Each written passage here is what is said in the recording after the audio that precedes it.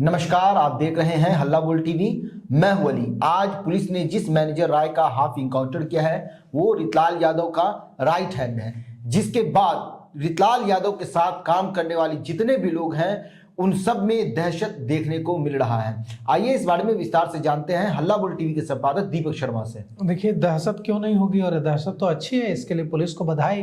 बिल्कुल। अगर जो लोग अब तक बिना पुलिस से डरे कानून अपने हाथ में लेते थे, चाहे वो मैनेजर राय हो या कोई और हो, अगर उनमें दहशत है और अगर मैनेजर राय से जुड़े रितलाल यादव से जुड़े लोगों में दहशत है, तो यह दहशत समाज के लिए अच्छा है, बिहार के लिए अच्छा है, पटना के लिए अच्छा है। अब ये देखिए, मैनेजर राय जिसके बारे में आप कह रहे हैं कि ये रितलाल यादव जो पूर्व विधायक दानापुर रितलाल यादव हैं, उनके रितलाल यादव का दाहिना हाथ बताया जाता है, राइट हैंड बताया जाता है। अब इस पर कितने हत्या, कितने अपहरण, कितने लूट के मामले इस पर दर्ज हैं।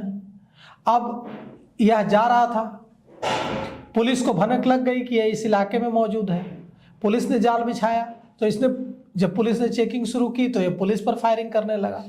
मंसूबे कितने बड़े हुए हैं, लेकिन वो भूल गया कि अब यह पुलिस पकड़ करके जेल भेज देने वाली मात्र पुलिस नहीं है, अब ये गोली का जवाब गोली से देने वाली पुलिस।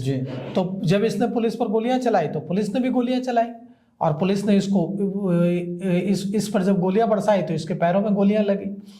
तो कुल मिलाकर के बात यह है कि दानापुर खगौल के क्षेत्र में जिस तरह से पूरे दानापुर के आस और दानापुर से सटे हुए दूसरे जो इलाके हैं उसमें भी रितलाल यादव से जुड़े लोगों की जिस तरह से मनमानी चलती थी, जिस तरह से खौफ चलता था कि आप किसी जमीन पर अगर घर बना रहे हैं तो रितलाल यादव के लोग आकर के घर बनाने वाले से रंगदारी मांगते थे।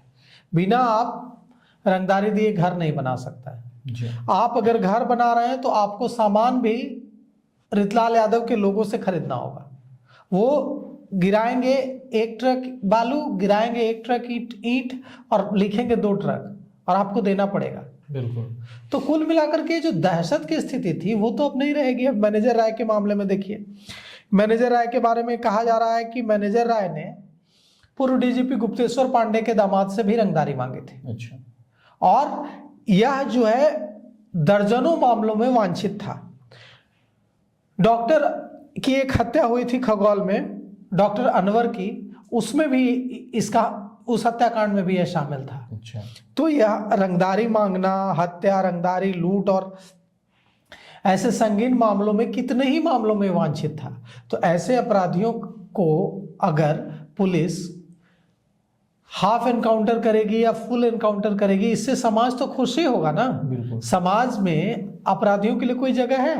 नहीं है। ऐसे अपराधी या तो जेल में होने चाहिए या उनका एनकाउंटर होना चाहिए। तो निश्चित रूप से यह जो एनकाउंटर लगातार पुलिस कर रही है, चाहे वो मैनेजर राय का एनकाउंटर हो या शिवदत्त राय का एनकाउंटर हो या दूसरे अपराधियों का एनकाउंटर हो जी।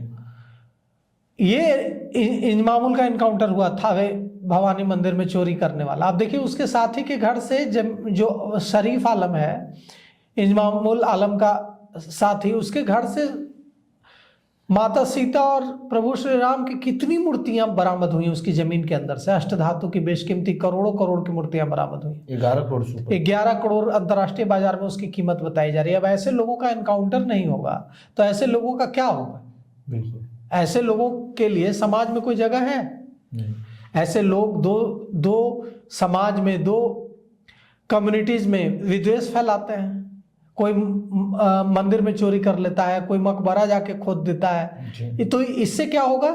इससे दंगा हो सकता है, समाज का जो सामाजिक सौहार्द है वो बिगड़ सकता है। तो ये जो है अपराधी, ऐसे अपराधी समाज के लिए खतरनाक है, तो इनका एनकाउंटर होना तो कहीं से गलत नहीं है। होता क्या है कि हम लोग कई बार अब पुलिस को अपराधियों से निपटने के लिए ऐसे तरीके इजाद करने पड़ते हैं, नहीं तो अपराधी अब खुलेआम तांडव करने लगेंगे। और पुलिस ने जो मैनेजर राय का एनकाउंटर किया है या शिवदत्त राय का एनकाउंटर किया है या जो दूसरे अपराधियों का एनकाउंटर किया है, इससे अपराधी जो के मन में रहता था कि पुलिस कर ही क्या लेगी, पुलिस पकड़ करके जेल भेज देगी, जेल से पैसे देके छुड़ाया। बाद में जेल से बाद में हम बेल करा लेंगे, छूट जाएंगे।